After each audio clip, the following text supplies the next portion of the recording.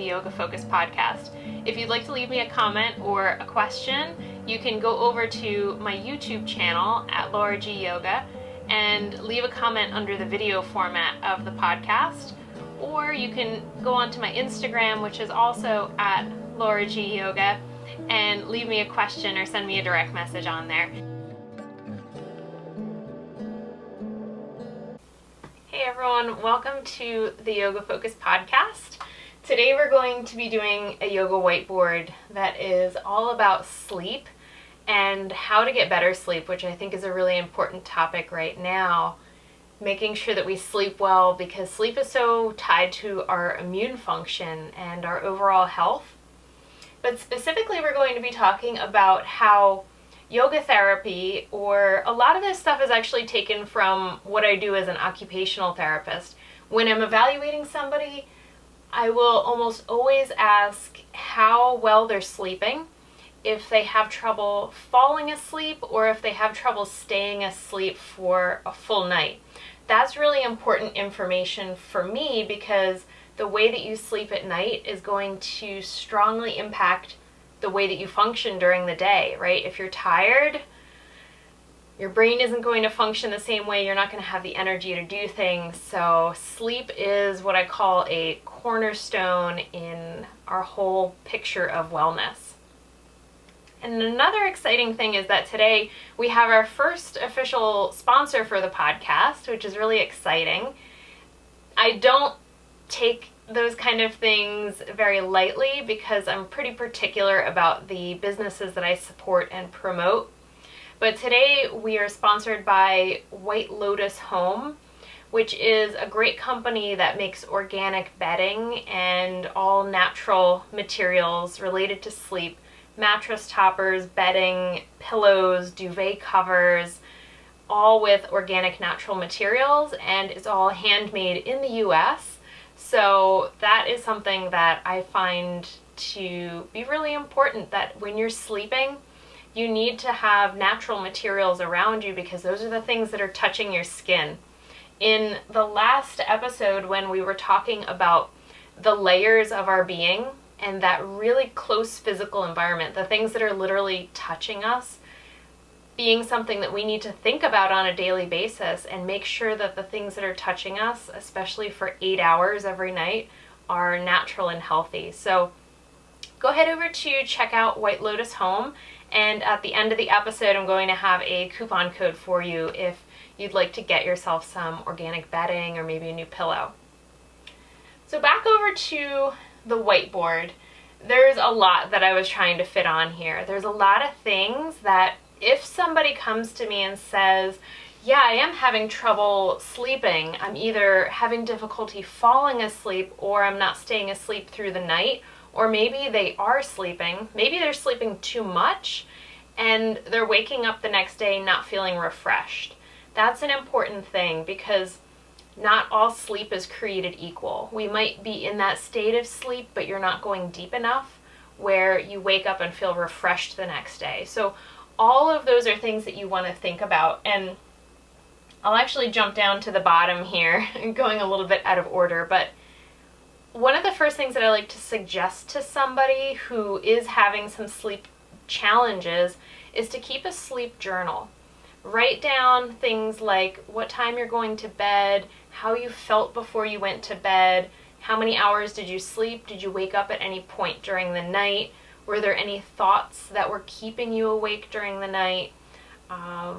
Any kind of information that might relate to the quality and the quantity of sleep that you were getting, so that we can look back and see if there's some sort of a pattern.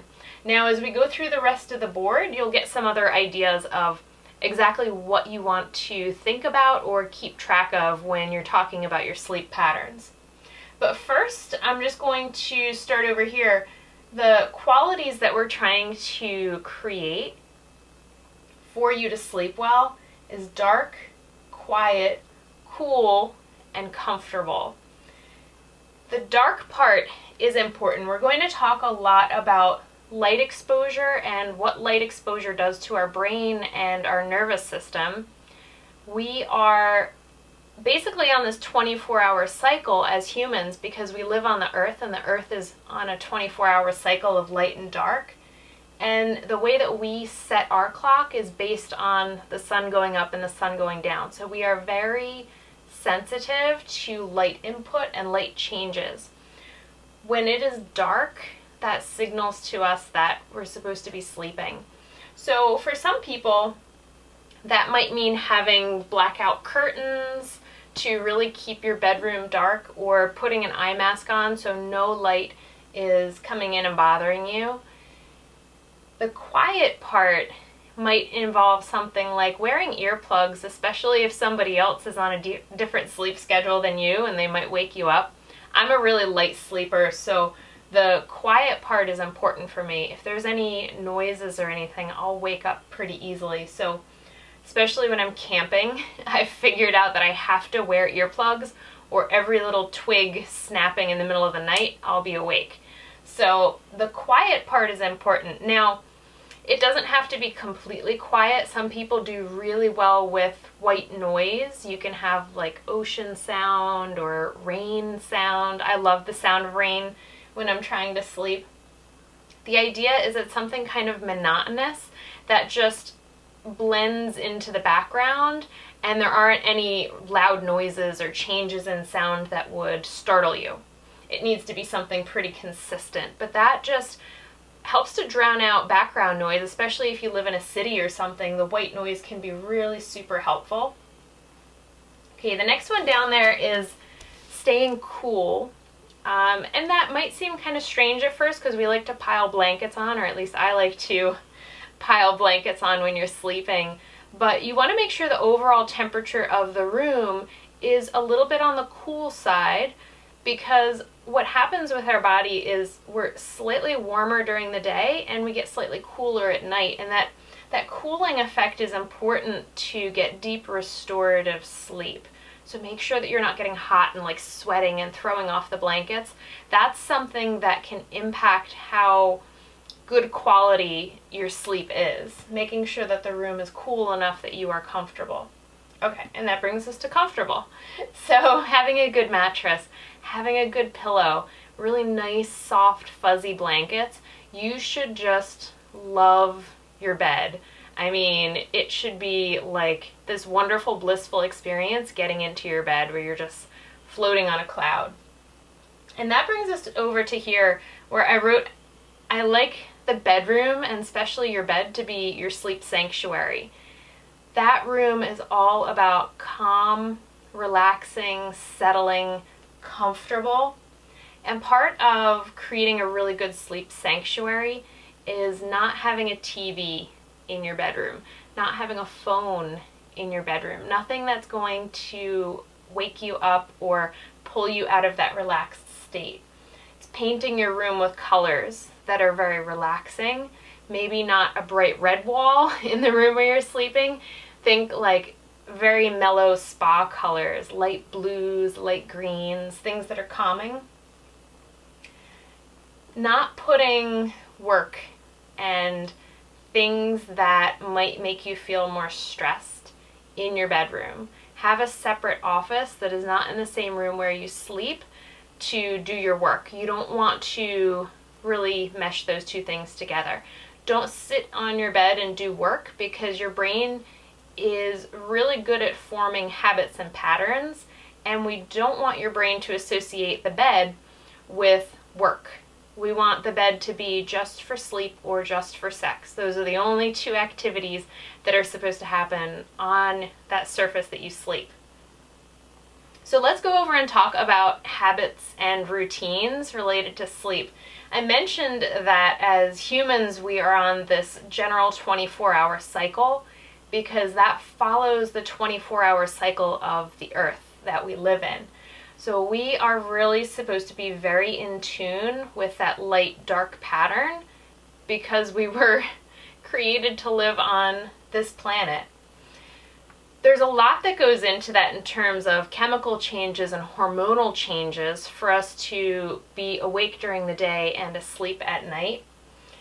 some of the ways that you can really make that work to your advantage is the time that you go to bed. You want to have a really pretty standard routine on weekdays and weekends.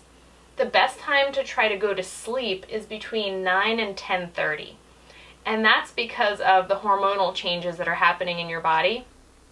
I know I've experienced this where if I stay up past that period of time, you kind of get this second wind. There's a shift in hormones. And when I was in school and I had to study for really long hours, I used that to my advantage because I had to stay up. But once I was out of school, if I let myself watch a show too long and stay up past that point, and then try to go to sleep at like 11 or 11:30, and all of a sudden you're kind of more awake than you wanted to be, and it's hard to fall asleep. That's a really common thing that the Vata dosha will experience. You get like a little lull of tiredness, and if you don't use that to your advantage and go to sleep, the brain will start to wake back up and maybe go into a worry or a rumination pattern, and then it's really hard to fall asleep. So that bedtime between 9 and 10:30 is important. You can see what time works the best for you and then really try to stick with that. Now, I love to sleep, and I especially love to sleep late. I love when I don't have to wake up with an alarm clock, but that can be tricky. The important thing if you're trying to maintain a regular sleep pattern is do not let that time of going to sleep or waking up deviate for more than an hour. Like, try to keep it to 30 to 40 minutes. So if it's Saturday and you don't have to work that day and you're letting yourself get a little extra sleep, don't sleep too long. 30 minutes extra, 45 minutes extra, and try to wake yourself up at that point. Let's go down to the wind down routine. And this is where I see the field of sleep hygiene and yoga really start to mesh together beautifully. Because we need to do things before bed to create a routine that communicates with our nervous system, the work of the day is done, all of my thinking and problem solving is done. Now is the time to rest and to restore myself so that I can do things tomorrow. Sometimes our brain gets confused with those things. It's bedtime and your brain is like, I'm gonna solve all of my problems right now, go. And then it starts to kind of spin out and try to solve every little thing, or maybe even worry about things that you didn't think were a problem before. Part of that is that our nervous system is kind of in the wrong gear at that point. We have geared it up for alertness and maybe even like hypervigilance, that sensitivity to things that might be problems, where we need to downshift to a place of relaxation. And yoga is such a great tool for doing that.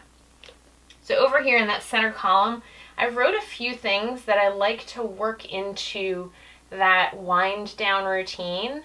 So say the hour before you're going to bed, trying to incorporate some sort of really gentle yoga, slow movement, stretching, especially if there's anywhere, like maybe your back tends to be tight. Maybe that is something that will wake you up in the middle of the night. Stretch that before you go to bed. Think about restorative yoga. That's going to be a whole other video that I do. Restorative yoga, if you've never done that, you stay in the pose for 3, 5, maybe even 10 minutes, but it's like this blissful form of yoga where you have blankets and pillows and props, and you are working on just releasing tension and fully settling into that support. It's the most wonderful experience. I love restorative yoga. Meditation. Now, the thing with meditation that I tell people is that you don't want to wait until it's 3 in the morning and your mind is racing and you're like, okay, Laura said meditation would help this. Let me try to meditate right now.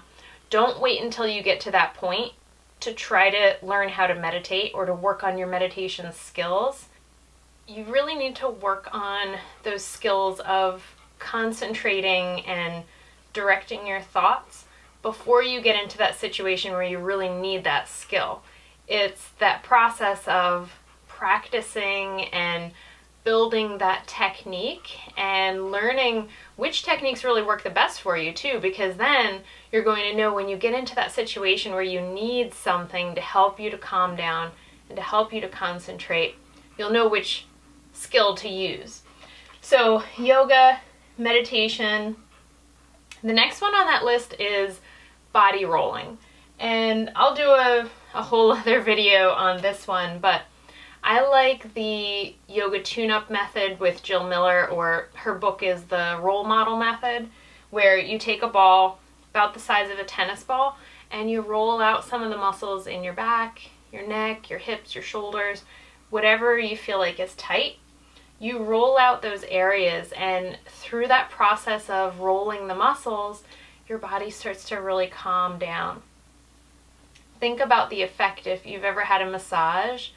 This is a self-massage technique, so a lot of times when people get a massage, they fall asleep on the table. And I always say, like, if you fall asleep on the massage table, you really needed extra sleep.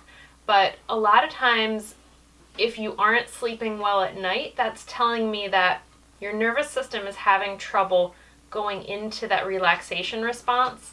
So then when you get onto the massage table and you're finally relaxed and you like go right to sleep, your body's like, oh, thank God, I'm finally relaxed, I can get effective sleep. But you're on a massage table, so then your therapist wakes you up at some point. But that is a really good technique, that self-massage or body rolling. Very good techniques to put you into that relaxation response, to down-regulate the nervous system. Now, in my book, Yoga Therapy at the Wall, there's 2 different chapters. One is about upregulation and increasing your energy. The other one is about downregulation and decreasing your energy. I think it's chapter 12, Cooling Down at the Wall. It has a whole list of techniques and sensory input that you can use that are generally calming to the nervous system. But that's the list that I have over here.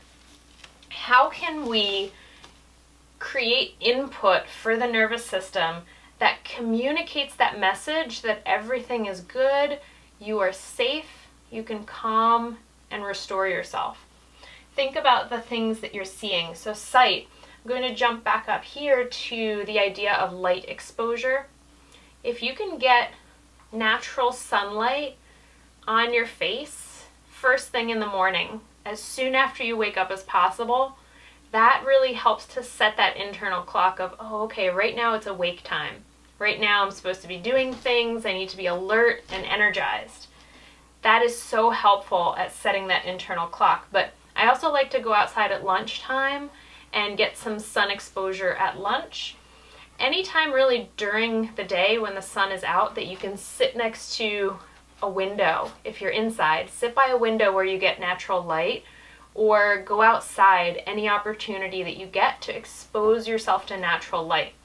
That really, really helps your body to understand what the awake and what the sleep times of the day are supposed to be. Where we run into a problem with modern technology is that we get all of these kind of confusing light inputs. We have artificial lighting in our houses, so it could be 2 in the morning, but you might have every light in your house on and your brain thinks it's like daylight. Or if you're looking at your phone or your computer right before you try to go to sleep, your brain is getting really confused. It's seeing that light and interpreting it as awake time, and then you get into bed and you try to fall asleep. You might fall asleep, but a lot of times the sleep that you're getting at that point is not going to be as restorative. Thank you so much for sticking around to the end of the podcast. I just wanted to talk to you guys about the book that I released in June of 2019, which is called Yoga Therapy at the Wall. I've worked on this book for the past 3 years to create all of the pictures and all of the information in here. It's 162 pages and it's a full color manual.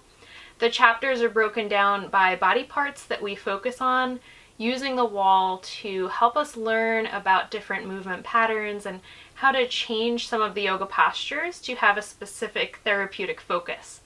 And you can really start to understand when you look at the book why I feel like the wall is the most underutilized prop that we have in yoga. We kind of forget about these things that we have all around us, and that we almost always have access to a wall to utilize in the practice. So this manual will give you a ton of ideas to expand and start to utilize the wall as a prop. If you're interested in ordering, you can get the printed version on lulu.com. You can either take the link in the show notes, or you can go on Lulu and look up yoga therapy at the wall. There's also a digital download option, but for that you have to go on Etsy, and my Etsy store is Healthy Focus by Laura G, or you can just search yoga therapy at the wall. Thanks. Hope you enjoy it.